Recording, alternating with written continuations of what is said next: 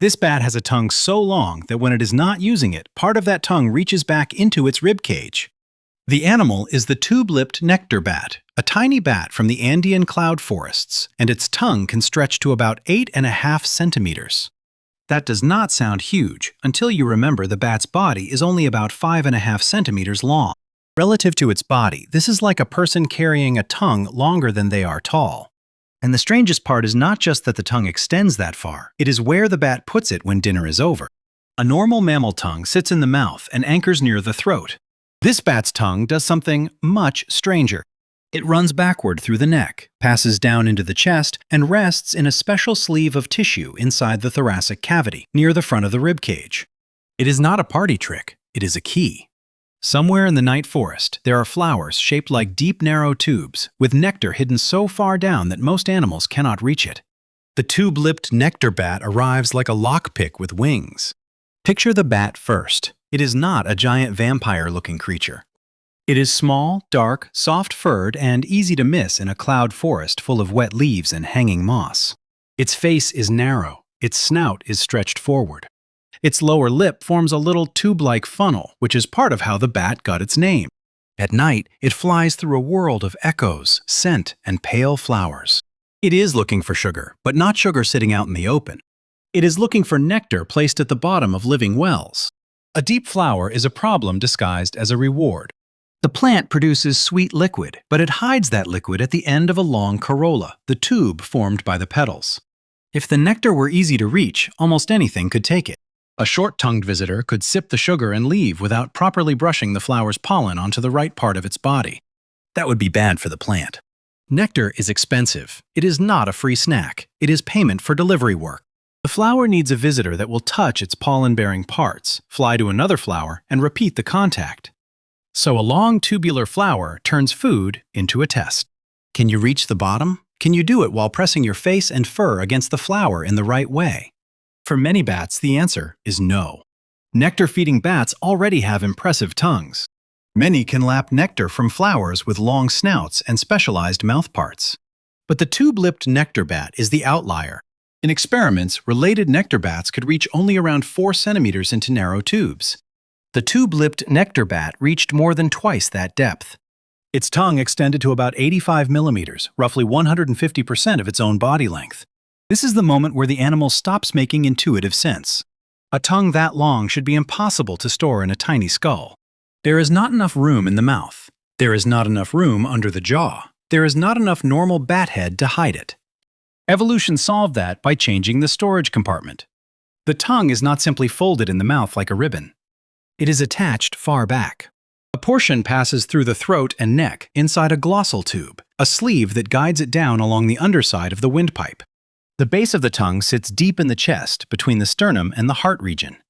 When the bat reaches for nectar, muscles pull and slide this long structure forward. When it retracts, the extra length withdraws back toward the rib cage. That is why the headline sounds impossible, but the anatomy is real. The bat is not keeping a loose tongue tangled around its organs. It has a built-in tunnel for it. The chest is part of the mouth system. Now imagine the feeding moment. The bat approaches a flower at night and hovers in front of it, wings beating hard enough to hold a tiny mammal in place. Its body stays outside, its face pushes into the flower opening. The flower tube is narrow and long. The nectar is far below, where a normal tongue would stop short. Then the bat fires out this hidden tool. Nectar bats do not drink like they are sipping through a straw. Their tongues move in repeated lapping motions. The tongue darts out, contacts the nectar, and pulls back. In other nectar-feeding bats, tiny hair-like structures on the tongue can help collect liquid, turning the tongue into a fast nectar mop. The tube-lipped nectar bat uses the same basic nectar-feeding world, but with a tongue stretched to an absurd extreme. The result is a feeding reach that belongs to an animal much larger than the bat itself. Every part of this makes more sense when you look at the flower on the other side of the relationship. One of the most famous partners is Centropogon nigricans, a cloud forest plant with flowers about 8 to 9 centimeters deep. That depth lines up almost perfectly with the bat's reach. To a short-tongued bat, the flower is a sealed vault. To the tube-lipped nectar bat, it is a private drinking tube. When researchers checked pollen and watched flower visits, this bat stood out as the animal able to use and pollinate these deep flowers. That does not mean the bat eats only from one plant. It can feed on different nectar sources, and it also takes pollen and some insects. But these extreme flowers reveal why the supertongue matters. They are the places where the bat's strange anatomy stops being weird decoration and becomes exclusive access. This is where the relationship becomes a quiet evolutionary contest. A flower with a slightly deeper tube can make sure only certain visitors reach its nectar. A bat with a slightly longer tongue can reach nectar that others cannot. If long flowers transfer pollen better because the bat has to press in harder or stay longer, then longer flowers can be favored. If longer tongues unlock more food, then longer tongues can be favored. Over many generations, the plant and the bat can pull each other toward extremes. The flower becomes a deeper lock, the bat becomes a longer key. And the key has to be stored somewhere, so the bat's body plan changes around it.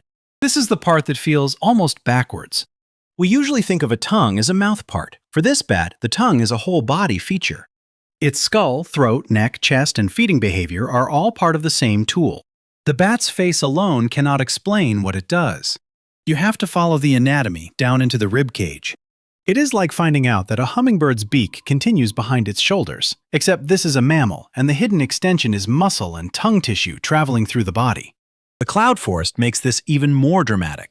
These habitats are dense, wet, and three-dimensional. Flowers bloom in darkness under dripping leaves. A bat may have only a brief hover before moving on. Hovering costs energy, searching costs energy, missing the nectar costs energy. So the animal cannot afford to be vague. It needs a feeding system that works quickly on the flowers it is built to exploit. The long tongue lets it reach deep rewards without chewing, tearing, or landing. The bat does not need to destroy the flower to get paid. It enters from the front, takes nectar, and carries pollen away on its fur. That is exactly the kind of visitor the plant needs. The same anatomy that looks ridiculous to us is neat and efficient inside that relationship. Compare it to a generalist animal finding a bowl of fruit. The fruit is obvious, reachable, and open to competition. Now compare it to nectar at the bottom of a narrow tube in the night. The reward is smaller, but it is protected. The tube-lipped nectar bat is not winning by being stronger. It is winning by fitting a shape. Its advantage is geometry. A few extra centimeters decide who eats and who leaves hungry. In a forest full of mouths, the private food key is not teeth or claws. It is a tongue hidden in the chest. There is another reason this feels so strange. Most extreme animal weapons or tools are visible. Antlers announce themselves, tusks stick out, a swordfish carries its blade on its face. The tube-lipped nectar bat hides its extremity inside. At rest, you could look at the animal and not understand the trick.